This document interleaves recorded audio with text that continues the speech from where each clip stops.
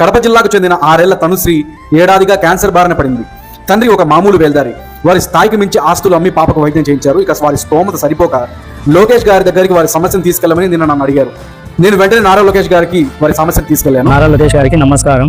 మా పాప blood cancer, మొత్తం భూమి అమ్ముకున్నా, ఇల్లు అమ్ముకున్నా, ఆటో అమ్ముకున్నా, అన్ని వస్తారు. మీరు ఏదో సాయం చేస్తారని ఎంతో మందికి చేసినారు. మీరు చేస్తారని మేము నమ్ముకుంటున్నాము. మా పాప పానం మీ చేతిలో ఉన్నారు సార్. వారం కాదు, ఒక రోజు కాదు, ఒక పూటలోనే పాప పరిస్థితి తెలుసుకున్న నారా లోకేష్ గారు వెంటనే వారి టీంతో పాప తండ్రికి కాల్ చేసి వెంటనే విజయవాడ మణిపాల్ హాస్పిటల్కి రండి, మొత్తం మేము చూసుకుంటామని చెప్పడం జరిగింది.